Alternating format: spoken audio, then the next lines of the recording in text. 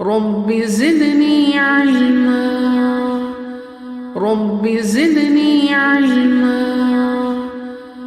رب زدني علما. السلام علیکم ورحمۃ اللہ وبرکاتہ. ناظرین ساری حاضر خدمت ہیں اور آپ کے لیے ایک نیا سبق لے کر آئے ہیں. مبتدا کی تاخیر کے قواعد. اعوذ باللہ من الشیطان الرجیم. بسم اللہ الرحمن الرحیم. نحمدہ ونصلی علی رسولہ الکریم وعلی ازواجہ واصحابہ وذریاتہ اجمعین. رب اشرح لی صدری ویسر لی امری واحلل عقدۃ من لسانی یفقہوا قولی. ہم اس کا جملہ اسمیہ کا پارٹ 1 کر چکے ہیں اور یہ جملہ اسمیہ کا پارٹ 2 ہے، اور اس میں ہم سمجھیں گے کہ آپ کو معلوم ہے کہ جملہ اسمیہ جو ہے اس کے 2 پارٹس ہوتے ہیں، مبتدا اور خبر. مبتدا آپ کو معلوم ہے نا ابتدا سے نکلا ہے، یعنی وہ پہلے آتا ہے. جملہ اسمیہ میں پہلا پارٹ جو ہے وہ مبتدا کہلاتا ہے، دوسرا پارٹ اس کی خبر کہلاتا ہے. لیکن ہم آج یہ سمجھیں گے کہ ایسا کیوں ہوتا ہے کہ بعض جملوں میں مبتدا بعد میں آتا ہے اور خبر پہلے آ جاتی ہے. اس کی کیا وجوہات ہے؟ تو اس سے پہلے کہ ہم کچھ سمجھیں اس کو، آپ کچھ نا جسے کہتے ہیں اصطلاحات سمجھ لیں. جیسے شبو جملہ. شبو جملہ جو ہے وہ کیا ہوتا ہے؟ مرکب جاری، جس میں حرف جار ہوتا ہے اور پھر ایک اس کا مجرور ہوتا ہے، اس کو شبو جملہ کہتے ہیں. یا پھر ظرف اور مضاف الیہ، اس کا مجموعہ ہوتا ہے تو اس کو شبو جملہ کہتے ہیں. اور اس کا ایک دوسرا نام جو ہے وہ متعلق بھی ہے. تو اور اس کی خاص بات یہ ہے کہ یہ خبر کی غیر موجودگی میں خبر بننے کا اہل ہوتا ہے. اچھا، اب آپ مبتدا کو لے لیں. مبتدا جو ہے وہ کبھی نکرہ خالصہ کی شکل میں ہوتا ہے. تو نکرہ خالصہ کیا ہوتا ہے؟ نکرہ خالصہ ایک ایسا نکرہ اسم ہے کہ جو بغیر نعت کے آئے، اس کو ہم کہتے ہیں نکرہ خالصہ. اچھا، اور پھر ایک ہوتا ہے نکرہ مخصوصہ. تو ایک نکرہ اسم جو نعت کے ساتھ آئے اس کو کہتے ہیں نکرہ مخصوصہ. اب یہ جو ہے نا، ویسے تو آپ کو معلوم ہے کہ مبتدا اور خبر کے لیے کہا گیا ہے کہ مبتدا کو معرفہ ہونا چاہیے اور خبر کو نکرہ ہونا چاہیے نا. لیکن کبھی کبھی ایسا ہوتا ہے کہ نکرہ جو ہے وہ مبتدا بن کے آتا ہے، تو ہم اس کی بھی وجوہات پڑھیں گے آج. اچھا، اس کو اس مثال سے سمجھیے. رجل صالح، اس میں ہم نے دیکھا کہ رجلن کے ساتھ صالحن کی صفت آئی ہے، نعت آئی ہے نا. تو رجلن کے ساتھ صالحن آئی، تو اب اس کو رجلن کیا ہے؟ نکرہ ہے. اب صالحن اب یہ اپنی نعت لے کے آیا، تو اب ہم اس کو کیا کہیں گے؟ نکرہ مخصوصہ. لیکن اگر صرف رجلن آئے گا تو پھر ہم اس کو کیا کہیں گے؟ اس کو ہم کہیں گے نکرہ خالصہ. اسی طرح ایک ہے قلب مطمئن.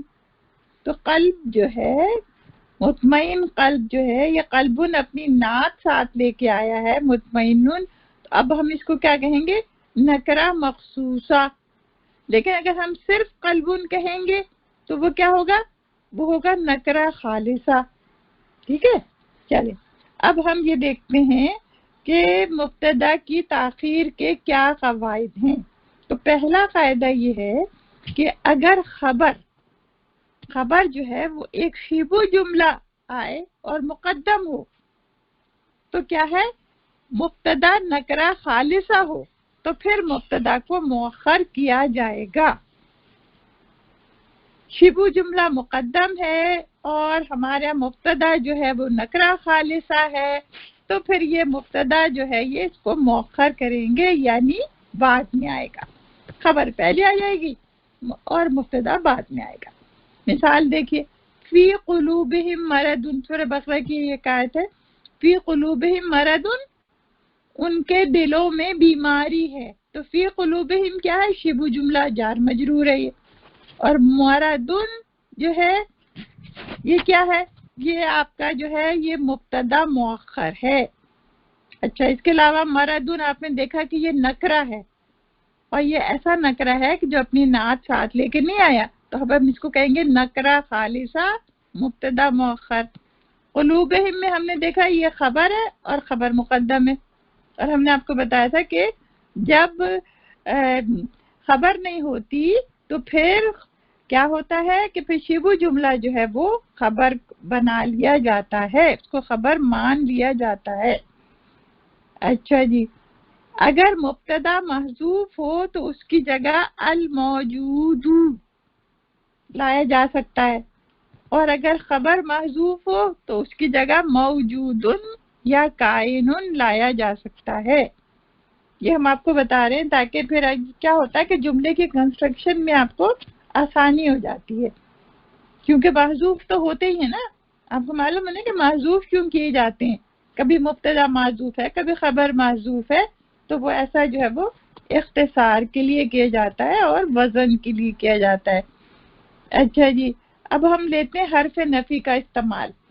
تو جب جملہ اسمیہ میں حرف نفی آ جائے تو چونکہ ان کو حق صدارت ہوتا ہے اس لیے وہ جملے کے شروع میں آتے ہیں، تو اس میں بھی کیا ہے، ما طالب عند المعلمی، کیا ہے مطلب معلم کے نزدیک وہ طالب نہیں ہے، تو ما حرف نفی ہے اور ما جو ہے وہ نعت بھی ہے، اور طالبن کیا ہے، مبتدا۔ ویسے تو یہ نکرہ خالصہ ہے طالبن، ہے نا، لیکن کیا ہے کہ یہ اپنی نعت ساتھ لے کے آیا، تو اب ہم اس کو کہیں گے نکرہ مخصوصہ۔ تو اب عند المعلمی کیا ہے، شبہ جملہ ہے، یہ خبر ہے بس۔ اچھا جی، اب ہم دیکھتے ہیں اسماء استفہام سے کیا چینج آتا ہے۔ تو اگر جملہ اسمیہ ہو اور حرف یا اسم استفہام ما، متا، اینا، ایانا، ایانا بھی جو ہے وہ حرف استفہام ہوتا ہے، ایانا بھی ہم لکھ دیتے ہیں آپ کے لیے، ایانا، تو یہ ما قبل میں استعمال ہوں تو مبتدا کو مؤخر کیا جائے گا اور خود جو ہے یہ خبر بنیں گے۔ جیسے یہ ہے مثال متا نصر اللہ، اس میں متا جو ہے یہ خبر مقدم ہے، پہلے آیا ہے، شروع میں آیا ہے، خبر بن کے آیا ہے، اور نصر اللہ کیا ہے، مبتدا، اور چونکہ بعد میں آیا تو ہم اسے کہیں گے مبتدا مؤخر۔ اچھا، اسی طرح اینا زیدن، ہے نا، تو اینا جو ہے یہ خبر مقدم ہو گئی اور زیدن جو ہے وہ مبتدا مؤخر۔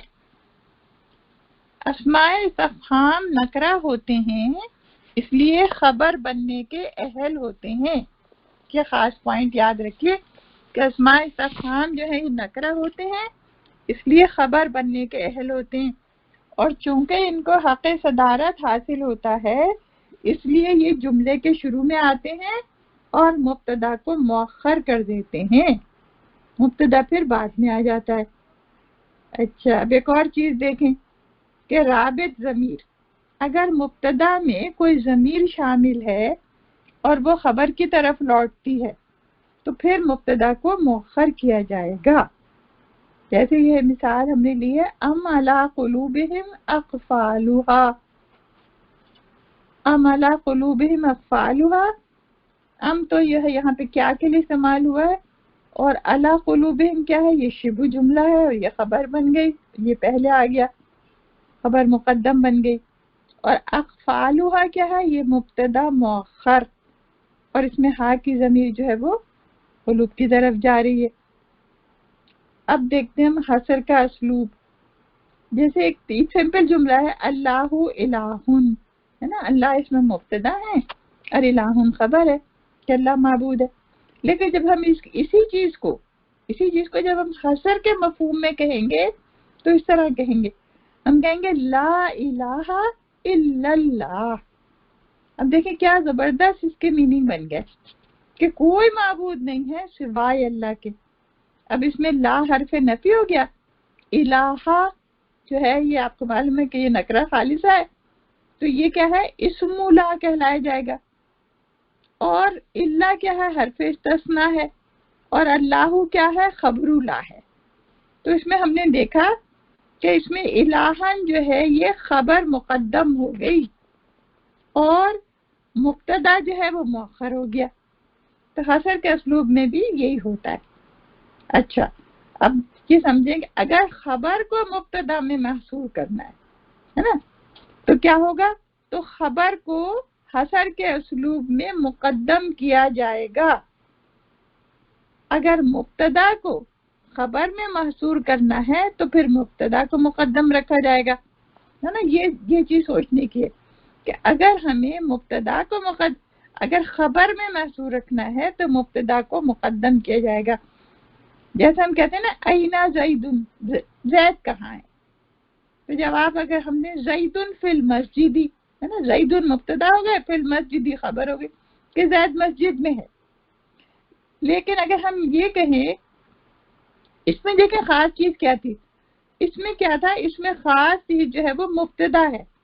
اس میں مبتدا کو جو ہے وہ فوکس کیا گیا ہے اور اس لیے مبتدا شروع میں آیا ہے اور خبر بعد میں آئی ہے.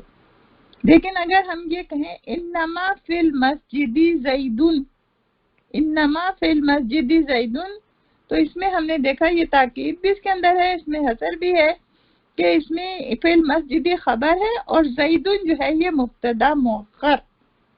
تو جب حصر کا اسلوب ہوگا تو پھر مبتدا جو ہے وہ مؤخر ہو جائے گا.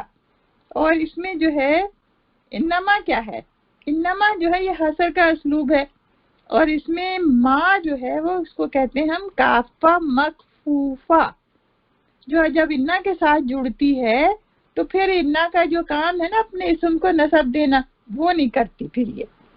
تو یہ ہو گیا حصر تاکید کے لیے استعمال ہوتا ہے. اچھا ایک اور حصر کی مثال لے لیتے ہیں، واللہ هو السمیع العلیم. تو واو تب ہو گئے، اللہ مبتدا ہو گیا اور هو السمیع العلیم پوری اس کی خبر ہوگی. اب یہ جو خبر ہے ہمارے پاس یہ جملہ اسمیہ کی شکل میں آئی ہے. اب جملہ اسمیہ کو جب ہم نے کھولا تو ہوا جو ہے وہ اس میں مبتدا ہے اور اس میں السمیع خبر نمبر 1 اور العلیم خبر نمبر 2. اور اس میں کیا ہے، اللہ میننگ کیا ہوں گے اس کے، اللہ ہی سمیع اور علیم ہے، بہت سننے والا اور بہت جاننے والا ہے. تو چونکہ اس میں خبر کو محصور کرنا تھا تو اس میں مبتدا کو محصور کرنا تھا تو اس لیے مبتدا شروع میں آیا ہے.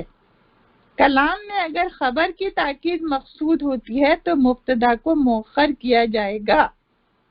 جیسے ہم کہیں گے اینا زیدن تو جواب آئے گا ہوا فی الدار، وہ گھر میں ہے نا، تو یہ مبتدا کی تاکید ہے.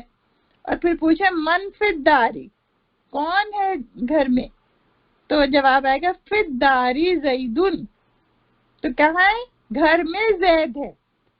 تو کیا ہے کہ چونکہ یہ خبر مقصود ہے، خبر کی تاکید مقصود ہے، اس لیے مبتدا کو مؤخر کیا جائے گا. تو یہ الحمدللہ ہمارا آج کا سبق تھا اور ہم جو ہیں انشاءاللہ پھر آپ کے پاس حاضر ہوں گے اور پھر ہم آپ کو بتائیں گے کہ اور بھی جملہ اسمیہ کی چیزیں جو ہیں وہ رہتی ہیں. السلام علیکم.